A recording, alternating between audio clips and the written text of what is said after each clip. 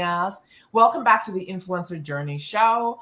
My name is Suzan Hart, and of course, you know the beautiful Taria Hodge. Our topic today is why perfectionists don't become experts. Why perfectionists don't become experts. And I love this title because, when we look at experts all around the planet that we know and follow, so you think of those big name people, do we relate to them as that's who they've always been?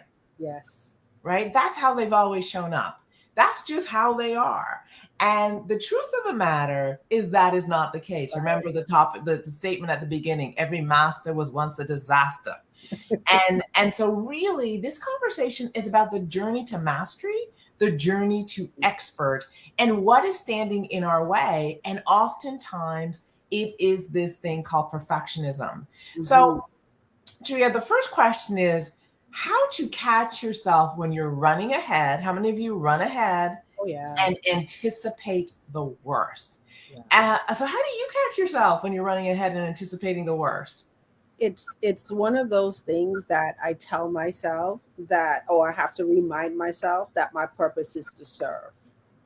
And so when I find myself going into these deep places and it's all about the I, when I start thinking, oh, how am I going to show up? Or how is this going to look? How is this going to make me feel? Every time I have an I or me in there, and those are coming up for me all the time, is like, oh, you're not on purpose. You are focusing on the wrong thing. You are focusing on you. It's not about me. It's about those who I am called to serve. And so that's one of the things that when I find myself in those moments, I was just like, no, it's not about me. It's for others, right? So what can I do at this moment? My best self. How can I put my best self at this moment forward? And fortunately, that literally calms the nerves because it's not me focus, is other focus. Oh, great answer. Mm-hmm. One of the things I've learned, and of course, mindset is my thing, it's my jam. And I remind myself when I do that is I ask myself, where are you, Suzanne? And I'll go, oh, you're in the future. Future hasn't happened yet. Yeah. Future doesn't exist. And recovering control, right? You can't control what has not happened. Right. So take a deep breath and bring yourself back to the present. Yeah. And just literally having that conversation situates me. Mm-hmm. Bring yourself back to the present, right? Now, the other part is how many of you worry? And I go, or I reflect back on what has happened in the past, mm-hmm. and I pull it into my future. In other words, I act like the past is going to reoccur again now. And so for me, it's really kind of reminding myself, where am I in my head? I'm often in the past reliving a disaster, or I'm in the present trying to control what has not happened. And so the first thing I'm required to do is take a deep breath, mm-hmm. breathe, and bring myself into the present. The moment I do that, I am focused on the now. Yeah. And the now is so cool. Now, the other thing that happens is that when I'm in the future, I'm also disconnected from the present. And what I'm also doing is I'm not listening. Yeah. I'm not hearing. I'm not focused in this moment. And so I'm also missing all the cues that allow me to actually get the information that allows me to be brilliant in the moment. Because when I'm in the future, I'm thinking about what I'm going to say. I'm thinking about what I should say. I've heard the first 5 words of what you've said, and now I'm anticipating and creating my perfect answer. And I'm not present to you. So I'm not in the moment. And so I think the biggest thing for speakers is to let go of preparation in terms of running ahead and crafting the perfect answer and living now. Yeah. And I love that you're sharing this because that's exactly what we do. And I know it was, like I said, such a big thing for me, especially doing lives when I stepped out on the journey, of doing videos, but not just videos. It pops up, in different spaces, but especially doing live videos. And you say, well, yeah, this is what you have an idea. This is what how you want your video to go, or this is how you want the conversations to go in the marketplace, right? And then you plan all of these things, these conversations, but literally, like you said, what you're doing is you're running ahead and you're trying to anticipate an outcome that might never happen. And I realize, like, in those moments when I surrender and, like you said, become really present, then I receive those things, what I like to call divine downloads. So even though I prepared to say this, I showed up on camera, and then the audience needed this or they wanted this. And then it shifted the conversation totally different. And it's such a freeing experience to let it happen because it takes the pressure and it takes the weight off of you. So definitely being present, you know, elevates or relieves all of that pressure, and we have the ability to put undue unnecessary pressure on ourselves. It's, part of it is, I don't know if anyone has ever done sales. Well, actually, everybody on the call probably has done sales. If you're an Mhm, entrepreneur, you've done mhm, sales. So I'll take that back. And so one of the things when I used to teach sales to my team, uh, we would do these practice mock role mhm, play sort of thing. And one of the things I would always ask them is, I'd stop them and go, "What did the person just say?" And oftentimes no one could tell me. mhm. And I'd go, "Why can't you tell me what she just said?" And what they'd realize is they weren't present. Yes, They were anticipating their next question, yes. their next ask, the next script piece that they were supposed to say, that they missed all the cues that would actually allow them to Mhm. move closer to the possibility of a sale.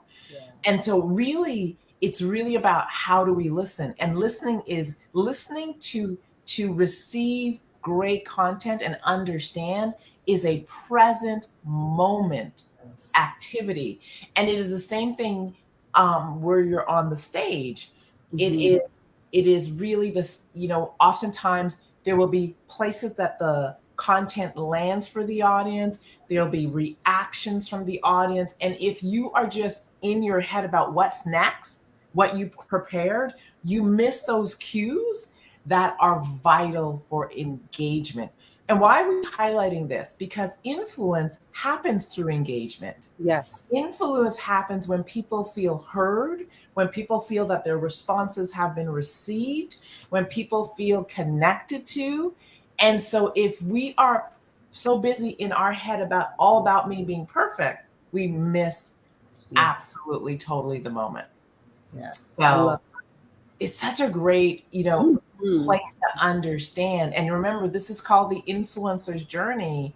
And the journey to expert is where influence is cultivated. It's in that process that it is key.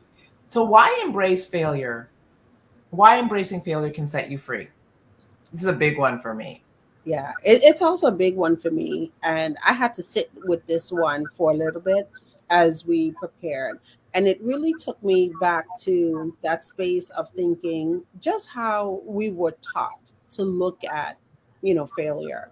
So one of the things that came up for me, especially in our culture, how we were raised, failures is a bad thing, and it's the last thing that you want to do. So you don't want to fail at anything. You you're if you fail at something, you're made to feel less than. And it's so rooted in that perfection all over it, and it's one of the things, unfortunately for me, that I didn't get until later on in my life. that Mhm. I had to redefine failure and take a look at failure in a different light. And it's looking at failures as the opportunity to grow. So if we aren't trying stuff, and that's the crazy thing about sitting in perfection, I've found when we sit in that place called being perfect and you want everything to be perfect, oftentimes it stops you from moving forward Yeah. and you don't do anything because you are afraid to fail.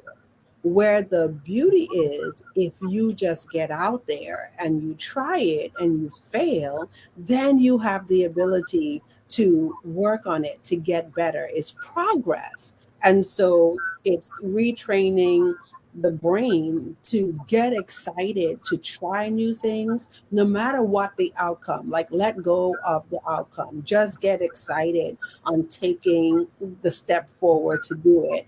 And I love David's saying, but I have a saying that I always remind myself of too, is like you have to be willing to fail at it until you get great at it. So knowing that, Yes.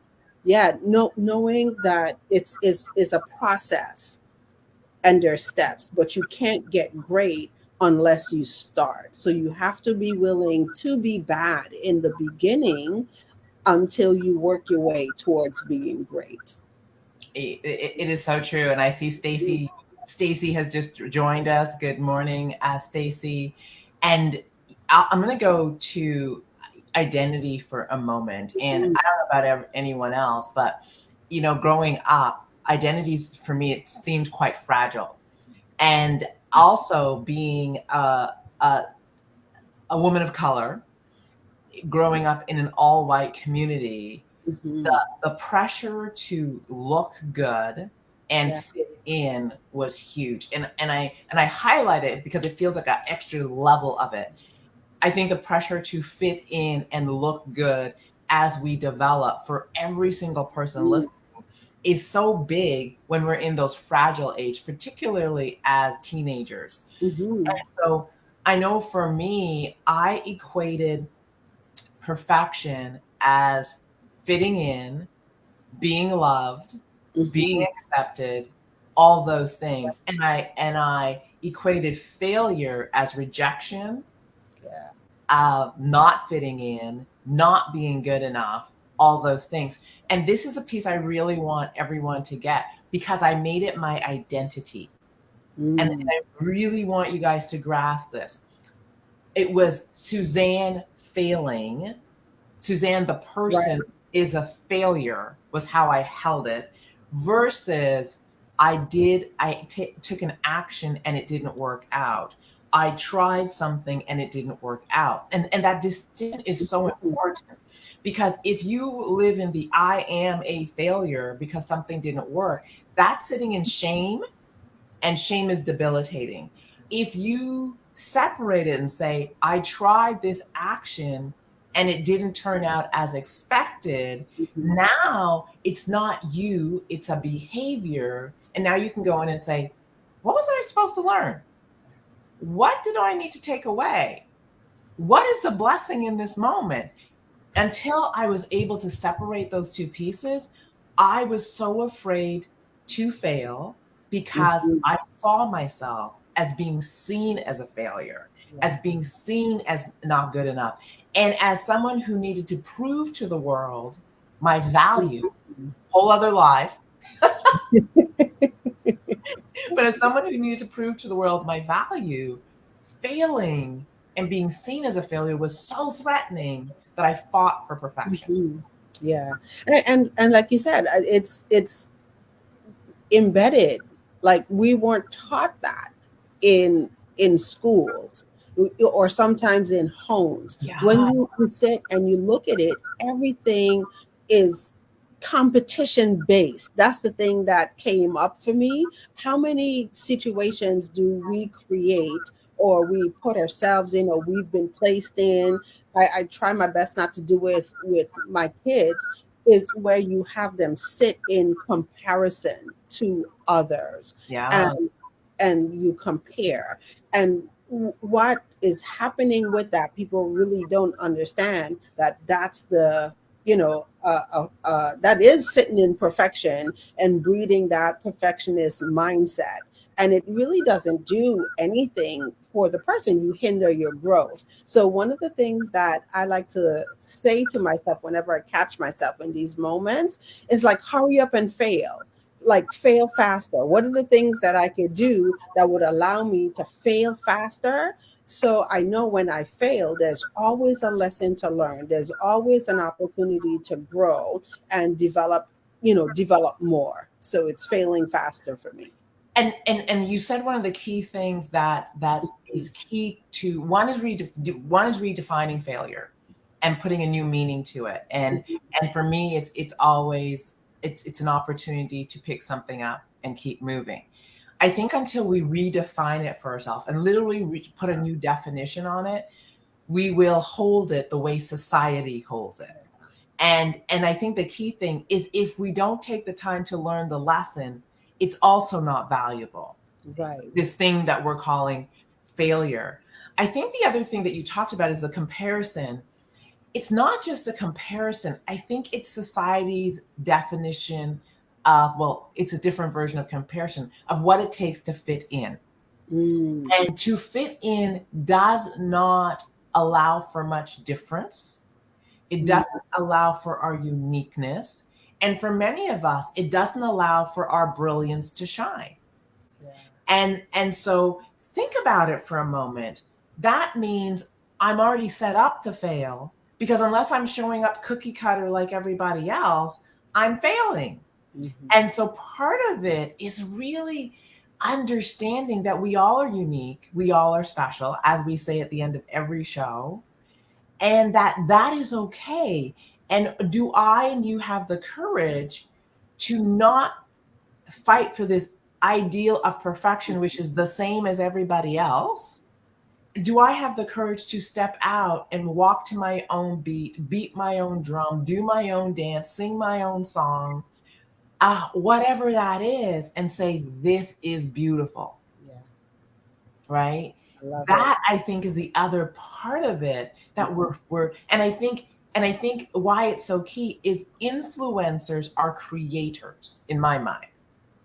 Influencers are people who step outside the proverbial box and say, while everybody's zigging, I'm going to zag. And all of you that are interested in the zag or have been waiting to zag or need a guide to help you zag, follow me. This is an uncharted path, but this is the direction we're going. We're going to create a path. That's what an influencer does. So this topic is so key because we are required to give up our need to be perfect so we can find the space to be great. Yeah. As that's the Yeah. journey of an influencer. And I'm sitting just here smiling because it's such a beautiful thing, because it's one of the things that I'm learning on the journey is that people aren't really expecting you to be perfect. We place that on ourselves. What people want is the real deal. Yes. People want to know, like, if I step out here on this journey, what are the bumps, the bruises, the, oh, you went through it, oh, you survived. Thank you for being transparent and sharing that with me. Yeah. And I think that that's the thing that people really want to see. It's not about the showing up perfect. And as we're talking about this, Suzanne, I love that you shared is that cookie cutter, that wanting to fit in. And I have to bring it back to social media for a second, because this, I think, is one of the biggest hindrance that I see from people showing up on social media like I know that they can. And the reason, and I, because I had to call myself on it. There's no reason why that I can't shine on social Mhm. media. But in the moments when I felt like, oh my gosh, I'm comparing. What am I doing?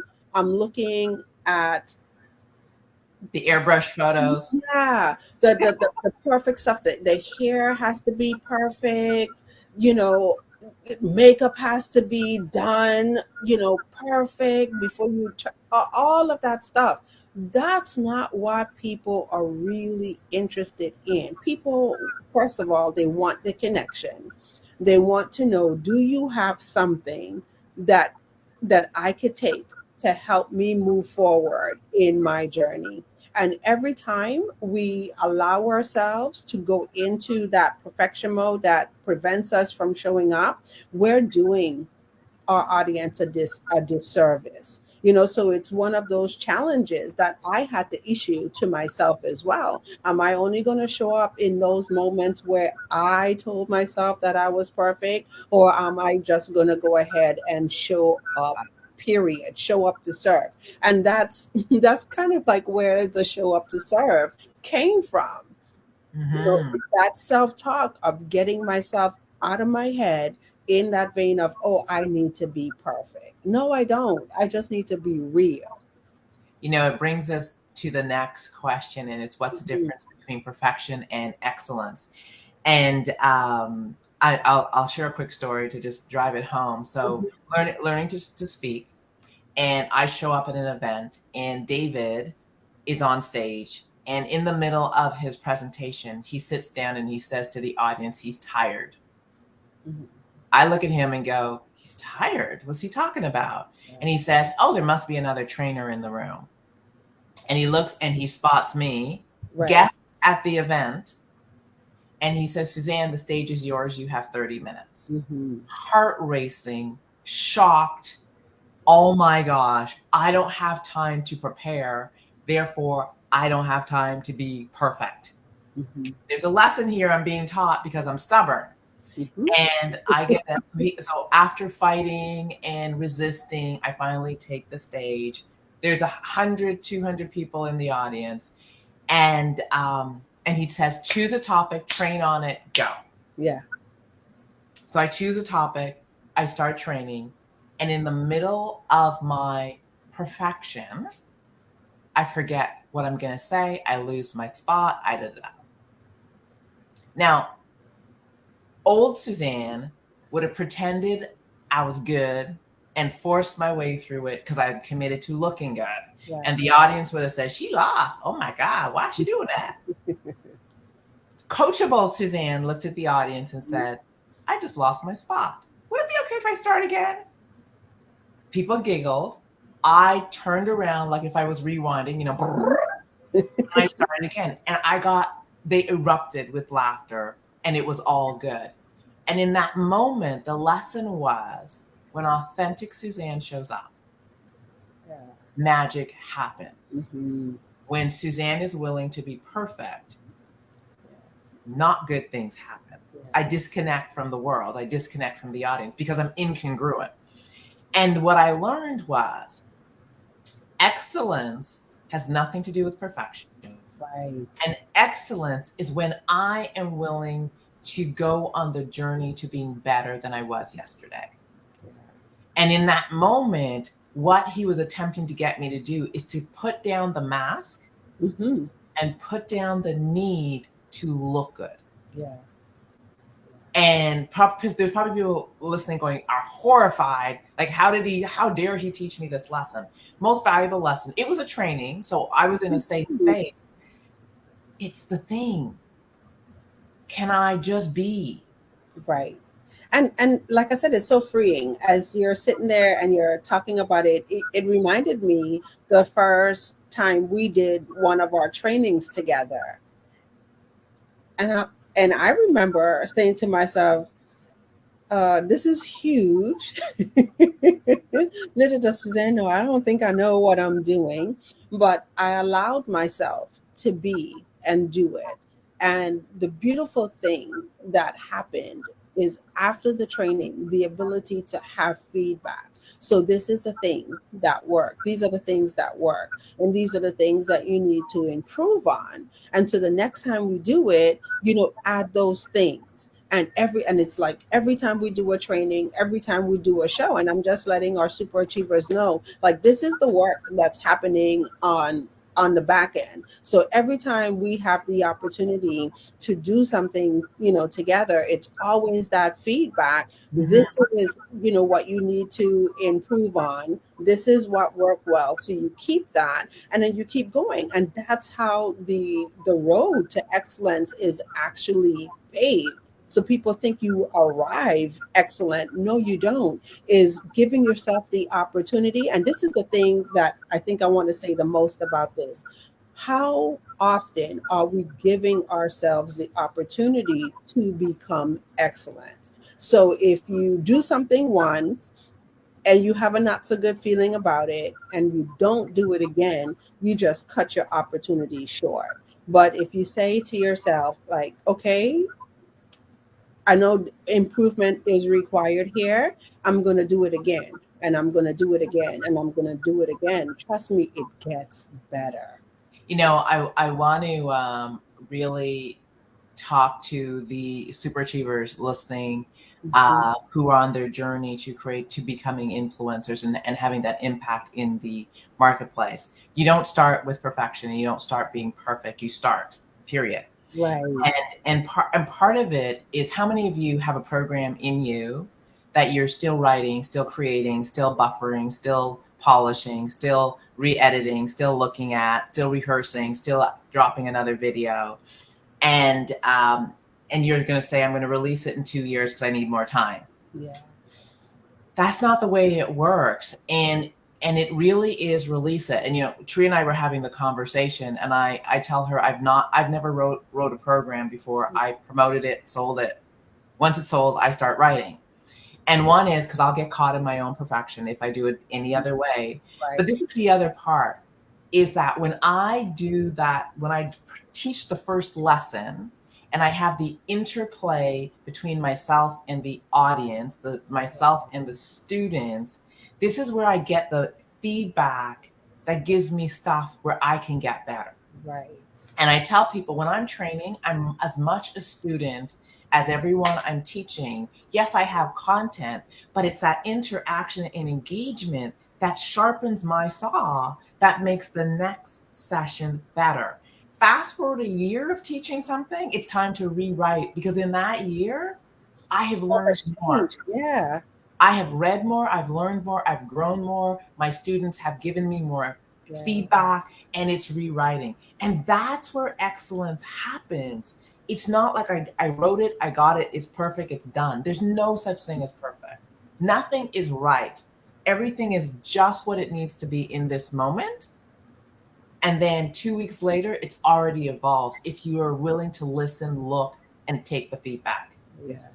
I'm sitting here smiling because I remember going through a training with one of the influencers that I follow in the marketplace, Scott Olford. And it was one of the biggest aha moments and mind blowing things for me when I actually heard him say it. Now, it's not to say that it doesn't happen all the time, but he was the person who actually had the courage to say it. And so I had enrolled in one of his programs, and going through the program, he actually said, "This is the 12th iteration of Mhm. the program." And so first I didn't know what the word iteration, what it meant. So I had to go look it up. But then it dawned on me, like, oh my gosh, he has done this 12 Mhm. times. Now, for our super achievers and our influencers out there, this is the point that I'm driving home with this. I did not encounter him until his 12th iteration of his program. So he had done it 11 other times and didn't reach who it was called to serve until the 12th time. And I'm making it about me. So, so just imagine giving yourself the opportunity to, each time you do something, know that, version one, you are going to serve. It's all about serving. When you do it again, who else are you going to be able to serve? Who else are you going to be able to touch and Mhm. reach?